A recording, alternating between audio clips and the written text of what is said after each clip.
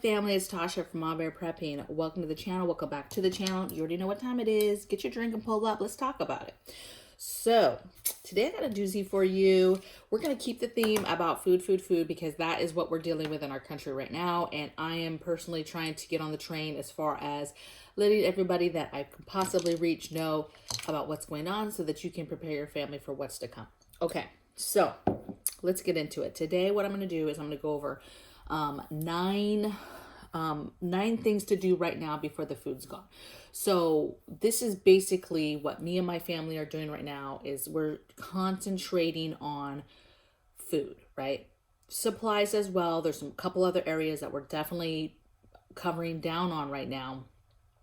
But specifically food is very, very important, okay?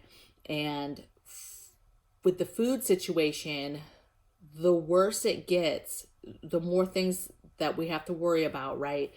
But there's some concerning things that we're starting to hear or starting to see, you know, that aren't making sense, that aren't adding up. Like, why would you need that?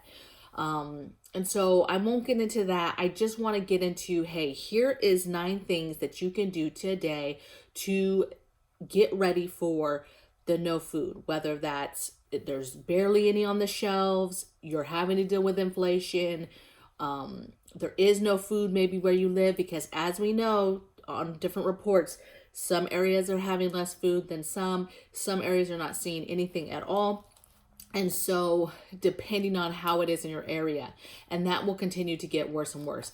And I'll tell you what, right? We're seeing shortages everywhere, but when you start seeing shortages in big cities, that's a problem, okay? And you have big channels that are reporting that there is now starting to see some fluctuation and some shortages and some holes where they were not seeing that before, okay? And so to me, that's concerning. We live near big cities, so I'm constantly monitoring the shelves here. We have had food shortages, but then I'll go to one store down the road, let's say, and it's totally stacked, like beautifully full, right?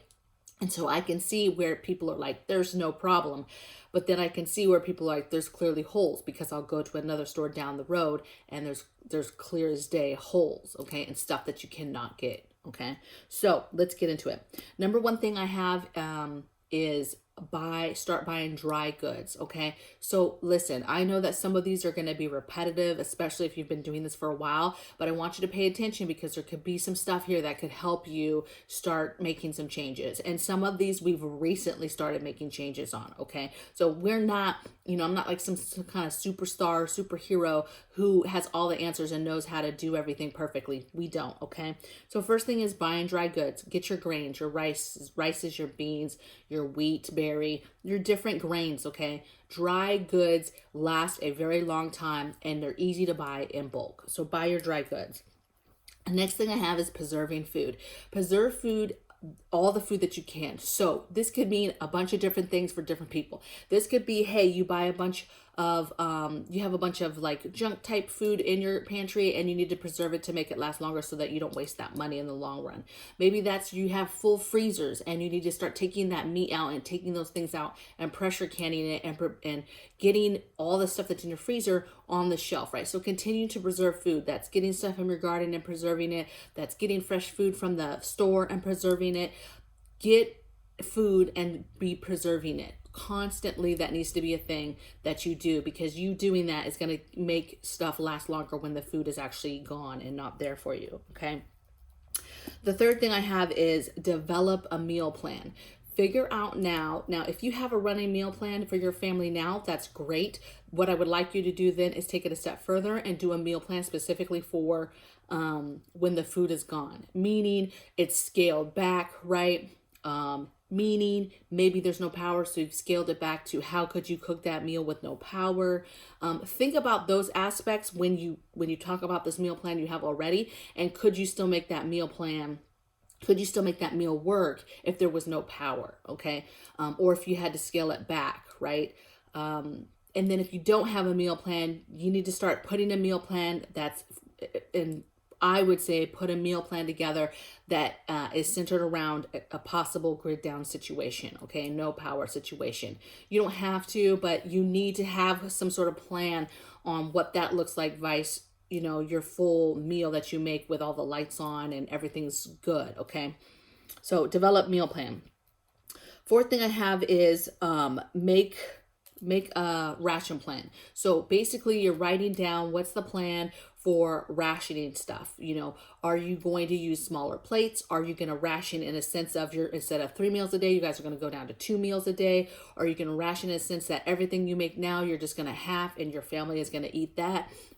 What does it mean to ration for your family? What does that look like? Basically come up with a plan that works for you and your family on scaling back the amount of food that you're eating in one day. Not because you're trying to be on some kind of diet, but because you're trying to live, but you're trying to live minimal so that you can stretch the food that you do have in your home for as long as possible. And do not sleep on this and think that if you have a year's worth of food or even 6 months worth of food that, oh, I don't need to ration. Or let's say some people, I have 30 days of food.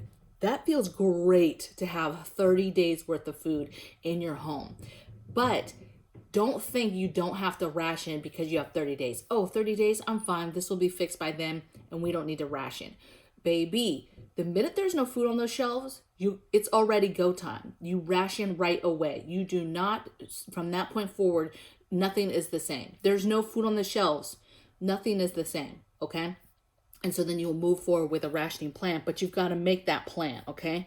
Number 5 I have is gardening and harvest like your life depends on it. I still right now, first of all, I'm not an expert gardener. If you've watched any of my previous videos, I just started gardening this year. I garden on my apartment patio and I've been very successful with just putting stuff in the dirt, okay? Putting seeds in the dirt. I haven't done anything fancy. I haven't fed it all this fancy stuff and taken temperatures of my dirt, and I haven't done any of that, you guys, and I have been successful and I've harvested tons of food, okay? I just planted just now, I literally took a bowl of black beans from the pantry, you guys, dry black beans from the pantry, red beans, okay, kidney beans. I put them in a bowl. I let them soak for a day and a half. I drained them and then I literally threw them in some dirt, okay?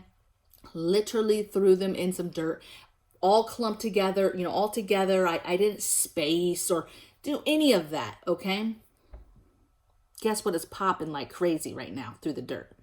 These seeds.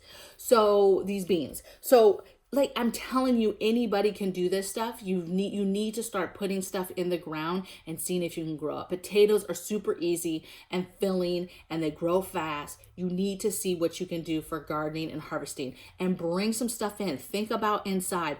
You can have beautiful herb gardens inside that are aesthetically pleasing, right? Doesn't look like you have a garden in your home, right? Just looks like you have pretty plants in your home. Bring those indoor, right? Pick a plant that grows fast and see if you can grow it indoors. Take it into your garage. Figure out, you know, stealthy also of gardening, okay? Because if there's no food, people are going to be looking for food, and guess where they're going to be looking for it? People with backyard gardens, okay, and patio gardens. So you have to be careful with that, but you need to get your hands literally dirty and start learning how to do that. Number 6 I have is, let me see, 1, 2, 3, 4, 5, yep, 6. Buying canned goods. So it's no brainer. We talk all the time. You want to buy canned goods because they're very easy. You have a can opener, you open them, and you literally could eat those cold if you had to. And so you're not starving even if you didn't have all the other fancy ways to heat food. You don't have an alternate cook source. You don't have a fire or don't have a place to do a fire or don't know how to light a fire or something along those lines. You don't have a barbecue or pit. Basically, you're stuck and you have nothing. You could open that can and eat the food right out of the can. That's why canned goods are such a good option. And 2, they're a good option because they last forever, right? Not literally forever, but they last a very long time. They're shelf stable. And then 3, they're very easy so that if you do have an alternate cooking source, let's say a barbecue or something like that, you literally can just take a can of beans, a can of meat, and a can of vegetables, mix it all together, and then boom, you have like a stew that you can serve for dinner, okay? And that's it. It took 3 cans, put it all together, and you have a meal for your whole family in one pan over a fire of some sort, barbecue or a fire pit, whatever, rocket stove, okay? So canned goods, do not sleep on those.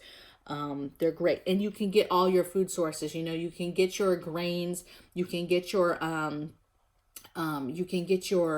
meat, your vegetables, some desserts, even some fruits. You can get all types of stuff in cans, okay? Number 7 is fill your freezers. Now, there's a caveat to this, okay? I'm telling you to get food now because food is in danger. Food is in danger right now, okay? Now, there's a caveat because if it's grid down, which we know we're going to be having blackouts, there's the concern of blackouts either from a cyber attack or whatever, on purpose shutting down, or infrastructure, crumbles, whatever the case may be, you need to be preparing for grid down. But that side note is, yes, I want you to fill your freezers and your fridge, but you need to have a way to power that when the power goes out. Now, I have a link below. I've had it in my links this whole time. I'm a huge fan of Equal Flow. People ask me literally all the time, almost every day, where do you get your solar generator? What company do you get your solar generator from? My solar generator is from Equal Flow. I have several. The one, though, that powers our freezer and fridge is the Equal Flow 1800, Delta 1800. There's a link below in the description box below, but if you Google Equal Flow Delta 1800, you'll see it. You need to make sure you get the unit, and you need to make sure you get 1 or 2 panels. They have kits where you can buy it all together, okay? Yes, this is thousands of dollars, you guys. I think we got ours for around $1,700, but you have to take a look, okay? This is what I'm telling you, though. That is a very easy way to keep my freezers going, okay? We would obviously be cooking from the freezers right away, but and preserving food. We have kind of a freezer game plan, but in the meantime, we would be powering with them. And it's cool because, your freezer, it's only powering the light on the front of it most of the time if you're not opening it, okay? So it's very easy to keep a freezer going. Put it on that solar generator for 4 hours, take it off. Don't open anything, just leave it closed. You can go power that generator, and you don't even have to put the generator back on it right away, okay? As long as you're leaving it closed. So I love it. It's a huge peace of mind. We've practiced it. It's awesome. And I'm a huge fan of Equal Flow in general. We have some other smaller ones as well for cooking and for the CPAP machine, but the Delta is awesome. And they actually just came out with the bigger one that we don't have. I don't even know if it's out on the market yet, but if you have a way, basically, to get back to the number, if you have a way and a plan to power your freezers, fill your freezers, and then have your game plan for the freezers as well. Like, hey, I know that I'm going to be pressure canning stuff out of the freezer all the time, just because I don't want to count on that generator and if something happens, whatever. Okay. So that was number 7. Number 8 is, you guys, these two are like some everyday life ones now. Number 8 is, what's that 8, you guys? 1, 2, 3, 4, 5, 6, 7, 8. Yeah, that was 8. Okay. Eat your leftovers. Okay. Every single time I make a meal, there's leftovers. I'm a cook. I like to cook. There's always some sort of leftovers. Not a ton, but there's always some leftovers. And so we make it a point in our house that I literally, when the leftovers, after a couple days of leftovers start piling up, right, couple meals, I stop cooking. I do not cook, right? My family knows. They come home, and if there's still a ton of leftovers in the fridge, Mama Bear's not cooking dinner. Right? We're not going to cook. We're not moving forward until the leftovers have been ate. And so that's why they know, take that for lunches and that type of thing, because that food needs to be ate and not wasted. That is perfectly good food that cannot be wasted. And so that means eating your leftovers. Now, in a grid down situation or some kind of situation where there's no food anymore and you start rationing, there shouldn't be leftovers. But if there is, then that's kept for the next meal, and that means even less food that you're making the next time, okay? But if you meal plan and stuff, you'll be able to scale it back so that ideally there is no leftovers. People just eat, it's a very specific amount of food, and that's it, okay? So eat your leftovers. I can't stress that enough, and I'm telling you right now, a lot of people do not eat leftovers. That leftover food, whatever food is left after dinner, it gets thrown in the trash or down the drain disposal, and that's it, and they don't save it. And so you need to get in the habit of, that is wasted food, okay? I always say these little comments like, there's starving children all around the world, and we're throwing away food or you're not eating it. And so, those days are going to be gone when something like this hits, because food is going to be so valuable, okay? And then my last one is Stop eating out and get food. Use that money for food. I'm going to give you an example. We were on the road recently, and we obviously were eating out, and we had 2 meals, right?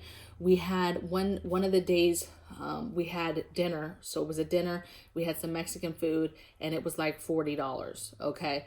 And we were like, okay. And we ate dinner, right? And then the next day we were traveling, and lunchtime came, and we got some Chick-fil-A, and we got, it was another 30 something dollars, right? So that $70, $80 that we spent, 2 meals, you guys, 2 meals, and $70, $80. Imagine the food that you can buy with that. When you think about what could I have bought, shelf stable foods could I have bought with that money? A ton. Okay, a ton of meals. Instead, that was 2 meals. Okay, and I say this because we're no different than anybody else, right? We're Americans. We like our big meals. We like to eat out. We like to, we're traveling, and I get it. Sometimes you can't get away from that stuff. We're traveling. It is what it is. I mean, we're going to eat, right? But think about it hardcore now when you are making decisions about whether to eat out or not. If you guys are at home, skip that pizza night. Don't be, oh, let's get pizza. No, you're at home where you have food. So get that, and then save that $60 to $80 that you would spend, or $100 sometimes, depending on the size of your family, for that pizza. I know how it is. You got to get 2 or 3 types of pizzas. You got to get some wings. You got to get, right? Like, stop doing that and spend that money on food, because you're going to be hurting, because that, that one meal is literally one meal. It's just horrible. Okay. So start making smart money decisions in regards to your money, how you're spending it, and get food. Food needs to be the priority. And eating out, I get it. You're like, that is food. I have to have food to live.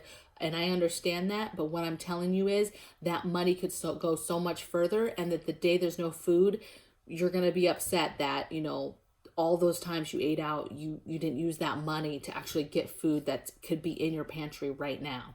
Okay. And the thought process is, the more you eat out, that means the less you possibly are a grocery buying type person, which means you have less and less food in the house, because you're not cooking as much. So your brain is not even thinking about all the different things that should be in your pantry, because you eat out so much. I'm not saying, I know people are like, I eat all the time, but we have food. But imagine if you weren't eating out and you were buying and spending more food, how much food you would have in that pantry. And I would venture that you probably don't have complete meals or complete items, because you are a family that does not cook a lot and doesn't do that a lot. And then so by default, you forget little things that you need for everyday cooking. Okay. So you guys, that's my 9 things to do before the food is gone. I'd love to hear in the comments below your guys' thoughts about this topic, your thoughts on things that you're working on. Maybe you throw in a little topic there, or an item that you think is something important to do before this happens, before there's no food. We could talk all day about all the other things that you have to worry about. So there is a lot of other areas that you need to be concerned with. But in regards to food and food alone right now, these are the things that you can do right now to get ahead of it. Okay. And to prepare and plan for when it actually hits. Okay. Because let me tell you, it's going to hit. I don't want people to take it as fear and be like, oh, she's saying there's going to be no food. It could get that bad, or it could just be that it scales back. Now it's on some sort of rationing program where you're only going to get a certain amount of stuff anyways. Okay. So it literally, there's different levels of how it could go, but these are things that you can do now to get ahead of whatever that scenario that happens down the road is. Okay. So I'll see you guys in the next video. Take care. Bye.